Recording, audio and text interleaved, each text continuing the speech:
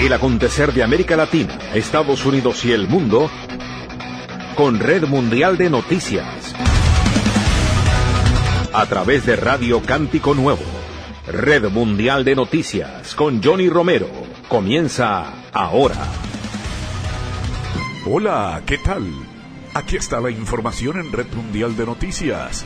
Hoy es viernes 7 de agosto de 2026.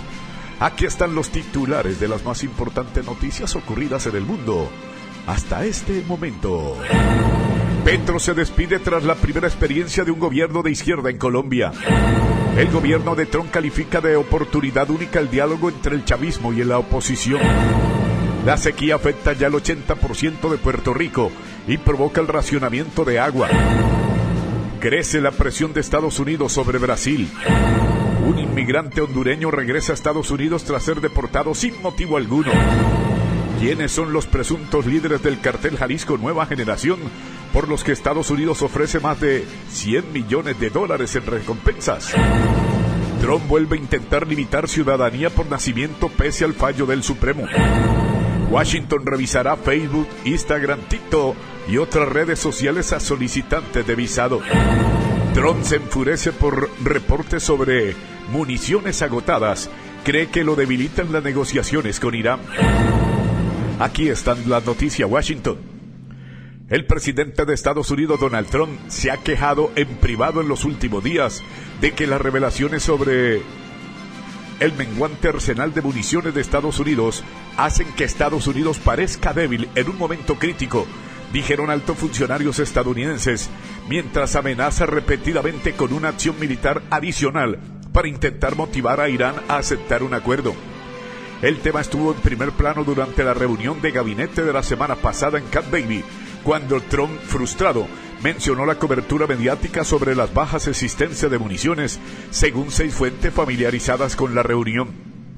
Muchas de esas personas dijeron que Trump ha estado muy al tanto de cualquier posible problema relacionado con las municiones desde hace meses y que no fue tomado por sorpresa por los reportes. Pero estaba enojado de que la información hubiera quedado expuesta en un punto de inflexión del conflicto y de que siga siendo un asunto cada vez más público en un momento en que quiere proyectar una posición de fuerza, dijeron. Estados Unidos tiene cantidades enormes de municiones, especialmente de ciertos tipos, escribió Trump en Truth Social, poco después de la medianoche del jueves. Además, se están fabricando y enviando a Estados Unidos grandes cantidades que sea necesario. Las empresas de defensa están construyendo la mayor cantidad de plantas y fábricas en la historia de nuestro país. No obstante, Trump pareció reconocer que al menos parte de la información que circula sobre las reservas era precisa. Dijo que su gobierno buscaría condenas de cárcel a largo plazo para quienes se determine que hicieron pública la información. Hasta ahora, su ira no se ha dirigido específicamente contra el secretario de Defensa, Pete Hegseth, insiste un funcionario de la Casa Blanca. En otra publicación en Truth Social, el jueves, Trump dijo que estaba muy contento con el trabajo que está haciendo Pete Hegseth. Nunca ha culpado a Pete. Esto se trata totalmente de los filtradores, dijo un funcionario. Trump ha encargado al Departamento de Justicia encontrar a lo que él llama individuos traidores dentro del gobierno que están divulgando la información, según funcionarios. Su enojo llegó a un punto máximo en las últimas varias semanas, después de que una serie de notas periodísticas describieran que las Fuerzas Armadas de Estados Unidos están bajos de municiones. CNN informó esta semana que el ejército ha consumido casi 4/5 partes de su inventario de misiles THAAD, en comparación con las cifras previas a la guerra, y aproximadamente la mitad de sus interceptores Patriot desde el inicio de la guerra, según 2 fuentes familiarizadas con el más reciente informe del inventario. Washington. Estados Unidos indicó que ampliará el control de las redes sociales de los ciudadanos extranjeros solicitantes de visados, incluidos los periodistas extranjeros, en el marco del endurecimiento de la política migratoria por parte del presidente Donald Trump. La portavoz de la Casa Blanca, Caroline Levy, compartió en X un artículo del medio Daily Signal, en el que señala que el Departamento de Estado amplió el control de las redes sociales a otros tipos de visados para extranjeros. El control de los perfiles en línea tiene como objetivo permitir a los solicitantes demostrar que cumplen los requisitos para obtener un visado en virtud de la legislación estadounidense y garantizar que ninguna persona represente un riesgo para la seguridad de Estados Unidos, declaró por su parte un correo electrónico a la agencia AFP, un portavoz del Departamento de Estado. Esto ya se aplica a numerosos tipos de visados para entrar en Estados Unidos, entre ellos los de estudiantes extranjeros o participantes o intercambios culturales, que deben modificar la configuración de sus perfiles para hacerlos públicos. A partir de ahora también se aplicará a los periodistas extranjeros y a ciertos ciudadanos de México y Canadá. Esta política es criticada por ONGs que invocan la protección de la vida privada. El presidente estadounidense ha hecho de la lucha contra la inmigración clandestina una prioridad, expulsando masivamente a inmigrantes en situación irregular, pero también ha restringido de forma considerable, a veces de manera draconiana, la entrada legal de ciudadanos extranjeros. Washington. Estados Unidos sancionó hoy a 5 entidades estatales y 8 funcionarios cubanos, entre ellos el ministro de las Fuerzas Armadas, Álvaro López Miera, a los que acusa de facilitar la cooperación militar con adversario de Washington y la adquisición de armamento destinado al ejército de la isla. Hoy la administración de Donald Trump adopta nuevas medidas para proteger nuestra seguridad nacional, mediante la imposición de sanciones a entidades e individuos que facilitan las relaciones militares de La Habana y los envíos de armas al régimen cubano, dijo el secretario de Estado Marco Rubio en un comunicado.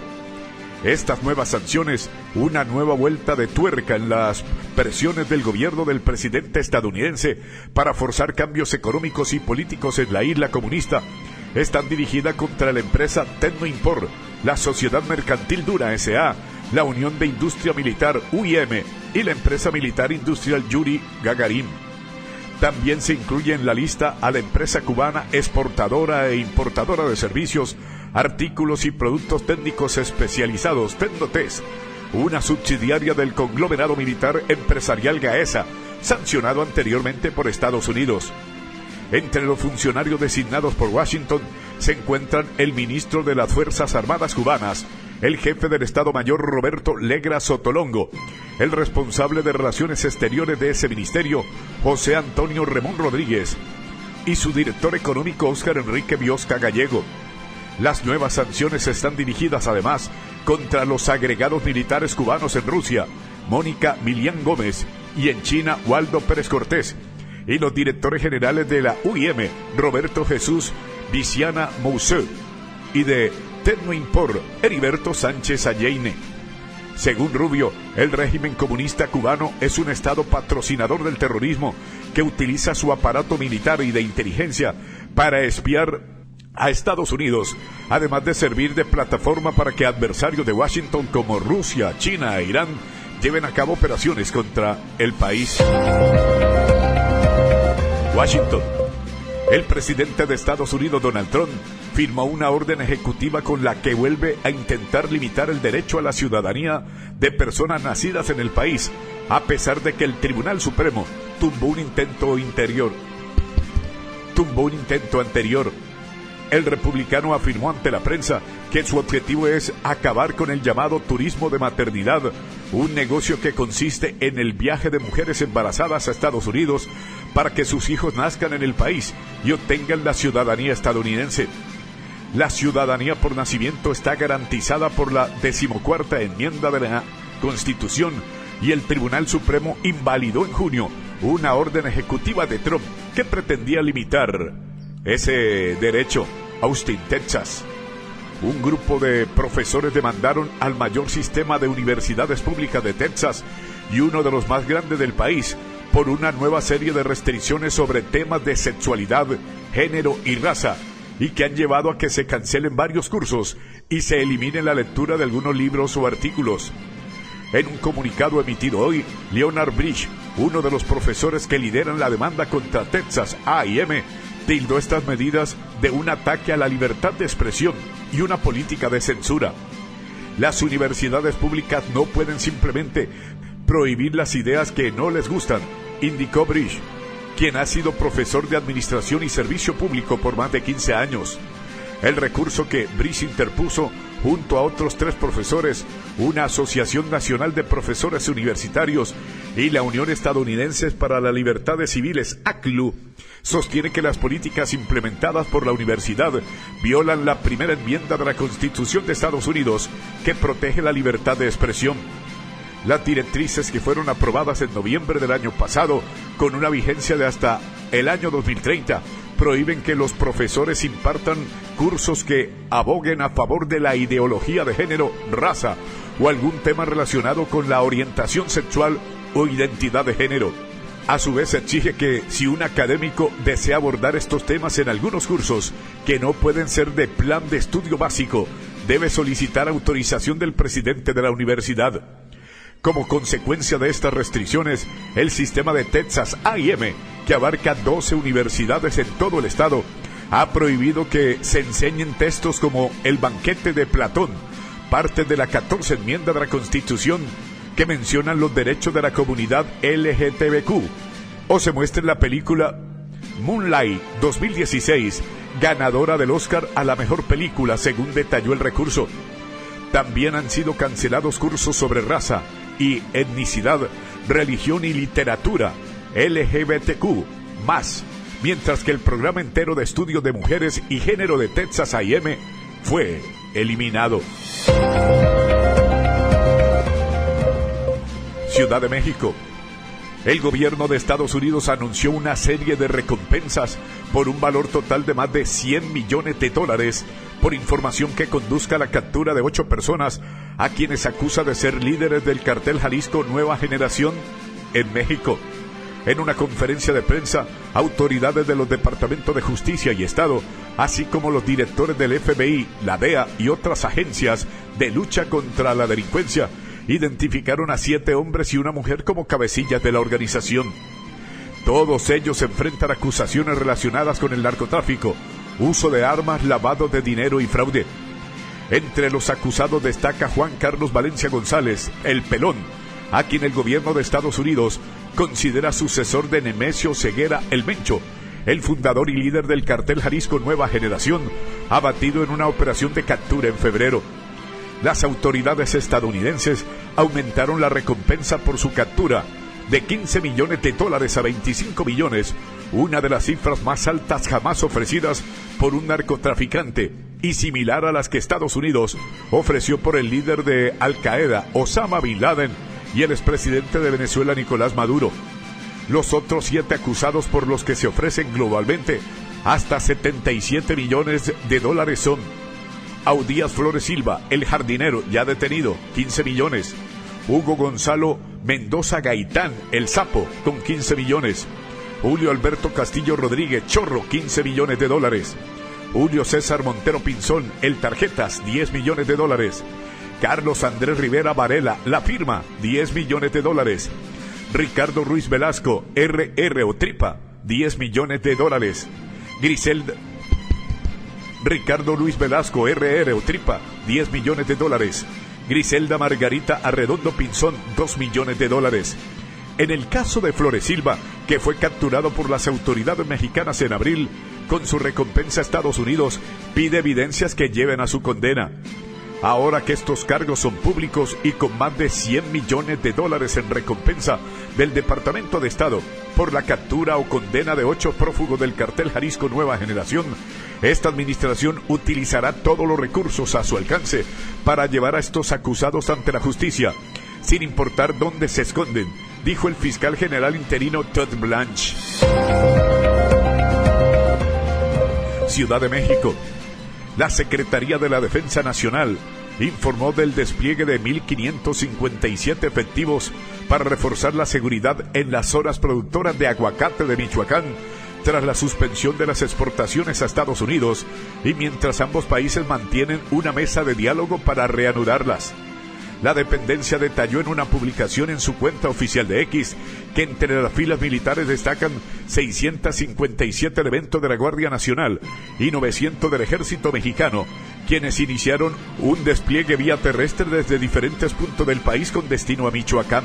Al llegar, explica el texto, el personal se incorporará a las labores que desarrollan 21A y 43A, zonas militares, en coordinación con autoridades de los 3 órdenes de gobierno en esa entidad.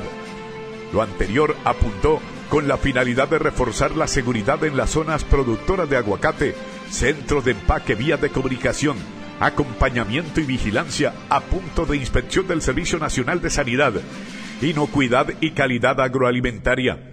Las tareas de las Fuerzas Armadas también buscarán inhibir el delito de extorsión en contra de los productores de aguacate, un crimen en el que están involucrados carteles del narcotráfico como los Zetas, la familia michoacana, el cartel Jalisco Nueva Generación, entre otros. También especificó que entre las actividades operativas que realizarán los efectivos de la Guardia Nacional y del Ejército Mexicano se encuentran los patrullamientos, reconocimientos terrestres y medidas disuasivas.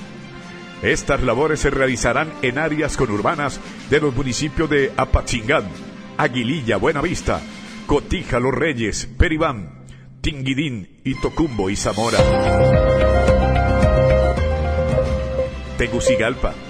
Un inmigrante hondureño regresó a Estados Unidos después de que una jueza federal determinara que había sido deportado a su país natal sin justificación.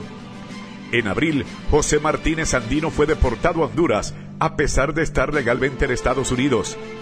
Derry Hensley, un abogado que representa a Martínez, dijo: "Nuestro cliente llegó a Estados Unidos durante la noche y actualmente está detenido en Texas, hasta donde sabemos". Según documentos judiciales, Martínez, quien trabajó como mecánico en Carolina del Norte y ahora tiene 21 años, fue detenido en Montana en marzo y quedó bajo custodia del Servicio de Inmigración y Control de Aduanas ICE, aunque tenía la condición de joven inmigrante especial que le permitía vivir y trabajar en Estados Unidos. Tenía la capacidad de permanecer legalmente en Estados Unidos bajo el estatus de acción diferida, además de vivir y trabajar en el país, dijo uno de los abogados de Martínez Andino. El demandante José Eliezer Martínez Andino, un inmigrante hondureño sin antecedentes penales y con una hija de 3 años, ciudadana estadounidense, que depende de la autorización que él tenía para trabajar legalmente en Estados Unidos, fue expulsado de este país de una manera que resulta inconcebible, escribió la jueza federal Beryl Howell en un fallo emitido en junio. Martínez Andino afirma en documentos legales que fue coaccionado para firmar 2 formularios aceptando la salida voluntaria y que se le impidió comunicarse con su abogado particular durante 10 días. En un comunicado, el Departamento de Seguridad Nacional dijo que José Martínez inicialmente ingresó ilegalmente al país a través de México en 2020, pero reconoció que sus procedimientos de expulsión fueron posteriormente desestimados por el juez de inmigración sin perjuicio en 2023. El Departamento de Seguridad Nacional dijo en un comunicado que cualquier afirmación de que no se le permitió el acceso a un abogado es falsa. San Juan de Puerto Rico. Las condiciones de sequía afectan ya el 80% de Puerto Rico, que ha sufrido el mes de julio más seco desde que hay registros y ha impuesto a partir de hoy viernes el racionamiento de agua a 7 municipios, incluido San Juan. Según publicó el Monitor de Sequía de Estados Unidos, se declaró sequía extrema en la franja sur del centro-oeste de Puerto Rico, un 9,49% de la isla, que hasta la semana pasada se mantenía en condiciones de sequía intensa. El actual mapa del Monitor indica que, además de esta área con sequía extrema, gran parte del resto del territorio de la isla sufre sequía intensa, 26,14%. O moderada, 32,14%, o se encuentra anormalmente seco, el 11,17%. Además, en esta última semana se extendió la sequía al centro-sur de Puerto Rico y también desde el centro hacia el noroeste. Solo las zonas noroccidentales del Estado Libre asociado a Estados Unidos recibieron suficiente lluvia para aliviar ligeramente la situación en algunas áreas. El Monitor explicó que la sequía ha afectado gravemente a gran parte de la isla y que cualquier lluvia proporciona, en el mejor de los casos, un alivio localizado y temporal fuera de las secciones noroccidentales. San Juan registró su julio más seco desde que comenzaron los registros en 1899, 0.54 pulgadas, 9% de lo normal, y su periodo junio-julio más seco, 2.06 pulgadas, 20% de lo normal. Brasilia. La revocación de la visa de la embajadora brasileña en Washington puso de manifiesto un nuevo episodio de la crisis diplomática entre Brasil y Estados Unidos. La nueva medida de la Casa Blanca, bajo el mandato del presidente Donald Trump, forma parte de una escalada de tensiones entre ambos países que incluye aranceles, acusaciones de injerencia y discursos cada vez más encendidos. Inusual, la iniciativa es interpretada como un intento de aumentar la presión sobre Brasilia e influir en el escenario político de cara a las elecciones. La estrategia también remite a un historial de intervenciones directas o indirectas de Estados Unidos en los asuntos internos de los países de América Latina. El contexto de esta situación es el intento de Estados Unidos de influir de una manera u otra en el rumbo de las elecciones de Brasil. Quizás este sea el momento en que, desde 1964, Estados Unidos intenta intervenir de manera más directa en los asuntos internos de Brasil, en un contexto vinculado con las elecciones, evalúa Leonardo Paz Neves, profesor de Relaciones Internacionales de ITME de Río de Janeiro e investigador en política exterior. Estados Unidos revocó la visa de la embajadora brasileña en Washington, María Luisa Ribeiro Biotti, en respuesta a la demora del gobierno brasileño en aprobar al candidato propuesto por Donald Trump para la embajada estadounidense en Brasilia. Según autoridades estadounidenses, la medida podría revertirse si Brasil acepta la designación, aunque se espera que eso no ocurra antes de las elecciones de octubre. Naciones Unidas. Expertos de la ONU en derechos humanos instaron a la comunidad internacional a actuar con rapidez para evitar que Cuba se convierta en una gasa silenciosa como consecuencia de las sanciones impuestas por Estados Unidos. Washington, que mantiene un embargo a la isla desde 1962, impuso en enero un bloqueo petrolero a Cuba por orden del presidente Donald Trump. Según los expertos, el bloqueo petrolero y otras sanciones impuestas por Washington han agravado la situación económica, provocado una grave escasez y frecuentes apagones en todo el país. La energía, el transporte, el riego y los servicios básicos están fallando, una situación que afecta de manera desproporcionada a las mujeres, los niños, las personas mayores y otros grupos vulnerables. Las consecuencias humanitarias ya se están convirtiendo en una crisis en toda regla, que amenaza los derechos a la salud, a la vida, a la alimentación y al desarrollo, afirmaron los expertos de la ONU.